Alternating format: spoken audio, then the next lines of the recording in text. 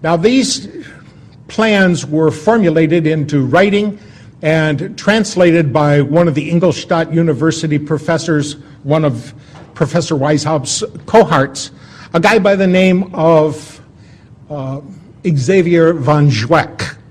Now, Zweck translated these into French so that they could be taken to Paris and Silesia.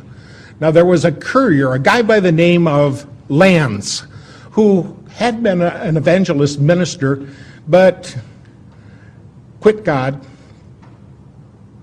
and decided to become an Illuminati agent and a courier, and he was taking these materials by horseback through Bavaria. In a place called Regensburg, he was struck by lightning, and it killed both him and his horse. And people found this man, this dead man, and his horse with documents in the pouch, and these documents were passed up the chain of command to the Elector of Bavaria, who got to wondering, is there really a game plan out here to conquer the whole world? So he staged simultaneous raids on Rothschild's associates, primarily on Weishaupt's associates, and found a great deal of corroborating evidence, enough to convince them that there truly was a game plan out there to take the whole world. And there were 6 points to their game plan. They wanted the abolition of all religion, the abolition of property rights, of inheritance, and the worst one was down at the bottom of the list, the abrogation of the family. Now, we can see how that was implemented in Red China. Men went to one dormitory, women went to another dormitory, boys were here and girls were here, and the family was totally destroyed, and they used that to brainwash those people. When you got kids with no control over them except the one facilitator or his associates, the children are at their mercy. And it's planned for here, for us, for our children, for our grandchildren, our great-grandchildren. They intend to show no mercy. Now, this formulation of the Illuminati led them down the road to this game plan wherein they are working diligently to take over the whole world. And in the course of doing so, when this courier was found, the Elector of Bavaria, one Theodor von Dalberg, decided after he staged those simultaneous raids that he was going to contact every head of church and state in all of Europe and gave them a translation of the documentation that was found in the pouches of that dead courier, that apostate minister named Lanz. And so it was after the Napoleonic War when Napoleon ran into Lord Wellington at Waterloo and was stomped. Now, this would have been a big setback for Mr. Rothschild, but Mr. Rothschild had one of his associates following the war along. And this associate sent a message back to him by carrier pigeon. And the carrier pigeons let him know that Wellington had won. So what he did was he was in Paris at the time, and he jumped in a boat, and he had some men taking him through some terribly dangerous seas.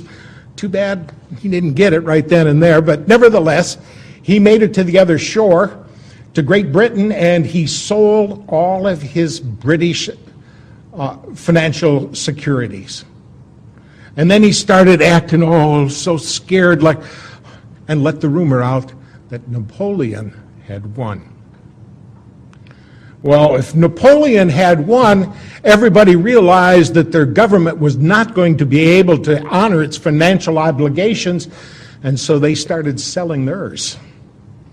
And at the very depth of that despair, he quietly and surreptitiously had some of his friends start buying up those worthless securities.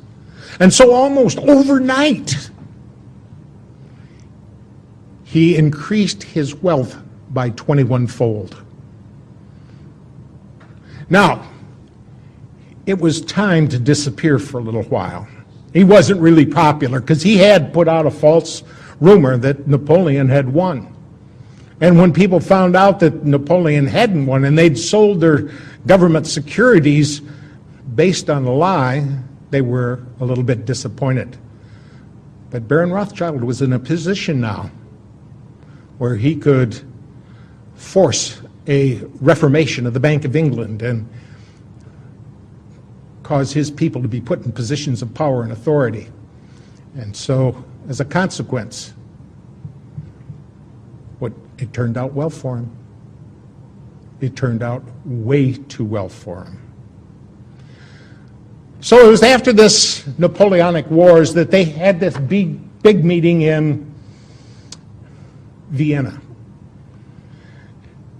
The Rothschilds had his dignitaries assemble others from around the world, and they said, it is the scourge of war that plagues us. And if we're ever to get rid of this scourge of war, we're going to have some kind of Congress where nations can come together and we can live through this modern age. One of the attendees was the Tsar of Russia. And he remembered the documentation that he had gotten from the Elector of Bavaria, and he had studied it. And he knew about this program by the Illuminati to take over the whole world. And he got up in the middle of that meeting and he denounced the whole process. He pointed out that it was Weishaupt's plan to overthrow all governments and religion and take over the world on behalf of his organization. And he was the man personally who shot down the Congress in Vienna. And Rothschild hated him for it.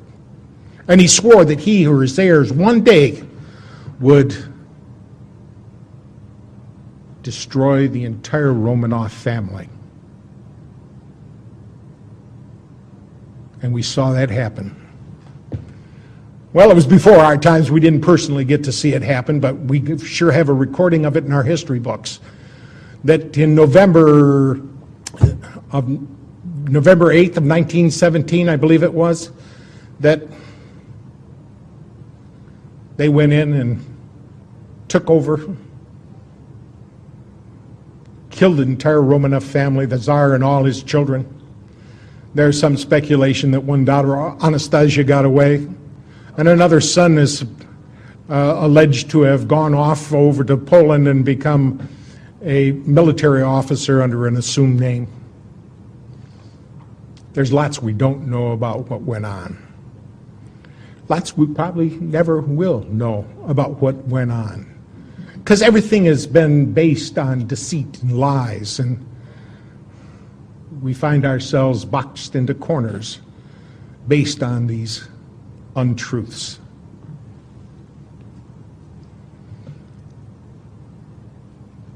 So it was shortly afterwards that they had another man from their group, a guy by the name of Abraham Lincoln, whose real name was Springsteen. And Abraham Lincoln Springsteen went about fomenting the Civil War here. I'd like to call it the War of Northern Aggression because we've been lied to about that so much. We were told that was a war over slavery, but it wasn't. It was a war over states' rights. Two of the southern states, Virginia and North Carolina, had long ago outlawed slavery.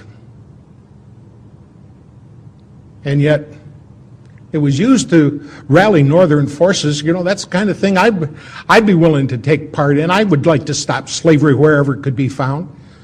And I'm sure it appealed to a lot of people to put an end to that despicable act of holding another human being like you would an animal and making them work for whatever you feel like giving them. Now, Abraham Lincoln had right in his cabinet a guy by the name of August Belmont. And August Belmont wasn't his real name. His real name was Schoenberg. He was a Rothschild agent. And down in the other camp, they had a Rothschild relative, a guy by the name of Judah Benjamin, who was the head of the secret police down there. And after that, Abraham Lincoln resented his involvement with these people. And he made a speech in which he said, "I feel at this time more fear for my nation than any other time, even during the war. An era of corporations has been enthroned, and corruption will grow in high places. And we will end up with the wealth of many aggregated in the hands of the few." Now, his resentment resulted in action, and he decided he was going to issue greenbacks. He'd had enough of working with these people, and they would not put up with that. So they sent in one of their own, a guy by the name of John Wilkes Booth, a bad actor, who dispatched Abraham Lincoln so that, and it was done in conjunction with the Jesuits. See, there are so many of these Illuminati organizations out there. The one we just described by Adam Weishaupt was called the Bavarian Illuminati. There was another Illuminati called Avion over in, I believe, in Great Britain. There was one in Switzerland, and there was another one in France, the Grand Lodge Orient de la France. And there's a very important one called the Alumbrados that was formulated in Spain. Now, the Alumbrados is Spanish for enlightened ones. And the Alumbrados only existed for about 20 years before they changed their name. They changed their name to the Society of Jesus. They called themselves the Jesuits, and they pledged themselves as the protectorate of the Pope. And when you got the Illuminati protecting you, it's the kiss of death. Well, we find about the time that this Civil War was over, there was a guy who had been born in Boston, Massachusetts on December 30th, 1809, a guy by the name of Albert Pike. He was an impressive intellect. He was a Harvard graduate back when it really meant something. He was the master of 16 languages, and he was a despicable son of a... because he openly worshipped Satan. He was part of an organization called the Palatalists. He was the one that converted this Knights of the Golden Dawn to the Ku Klux Klan. And he was the author of a book called Morals and Dogma.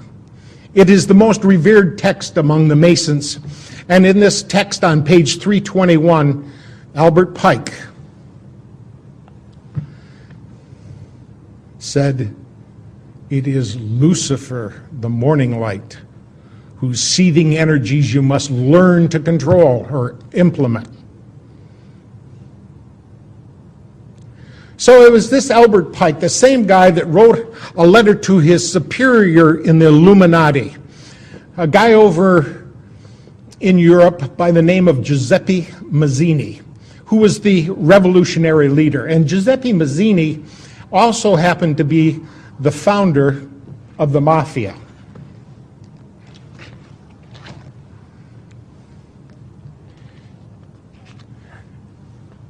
This letter that he wrote to Giuseppe Mazzini on August 15 of 1871 outlined 3 world wars.